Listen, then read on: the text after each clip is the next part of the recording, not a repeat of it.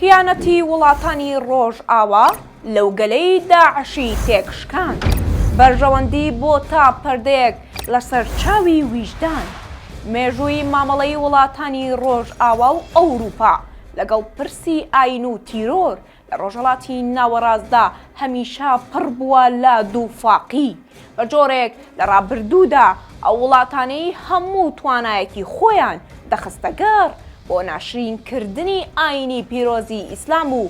بە ناوی بەرەنگار بوونەوەی تیرۆرەوە هێرشیان دەکردە سەر وڵاتانی ئیسلامی و خوێنی هەزاران مرۆڤی بێتاوانیان دەڕێژ کەچی لە ئێستادا دەبینین هەمان ئەو دەوڵەتانە نەک هەر بێدەنگن بەڵکو بە جۆرێک لە جۆرەکان پشتیوانی لە درڕندەترین هێزە توندڕە و تەکفیرەکان دەکەن کە لە ژێر ناوی جیاوازدا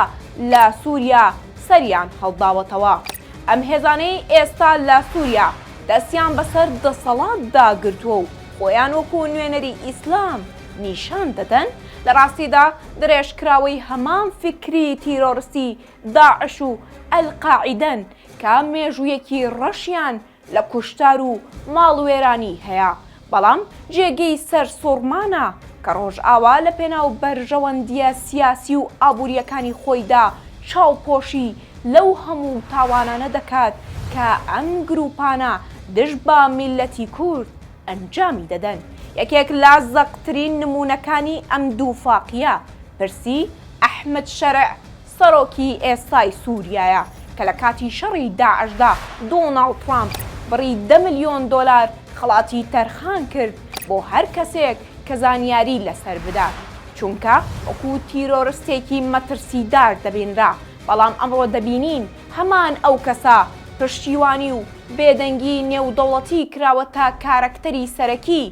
لە سووریا و بە هەمان عەقڵیەتی داعشیانە کەوتۆتە گیانی کوردانی بێتاوان لە ڕۆژئاوای کوردستان ئەو زوڵم و ستەمەی ئێستا چەتەکانی شەرع بەرامبەر بە کوردانی بێتاوان دەیکەن و ئەو خوێنە ناحەقەی دەیڕێژن تەنها بەهۆی بێدەنگی وڵاتانی ڕۆژئاواوە بەردەوامە چونکە بۆ ئەوان پاراستنی بەرژەوەندیە استراتیژیەکانیان زۆر گرنگترە لەو بەها مرۆی و دیموکراسیانەی کە ساڵانێکی زۆرە بانگەشەی بۆ دەکەن ئەم دۆخە نیشانەی ئەوەیە کە تیرۆر لای وڵاتانی زلهێز تەنها ئامرازەکە بۆ گەیشتن بە ئامانجەکان ئەگەرنا چۆن دەکرێت تیرۆریستێکی داواکراوی دوێنێ ببێتە هاوپەیمانی ئەمڕۆ و بێڕەحمانە پەلاماری نەتەوەیەک بدات بۆیە ئەم بێدەنگی کۆمەڵگەی نێودەوڵەتی لە ئاجینۆسایدکردنی کورد لە ڕۆژئاوا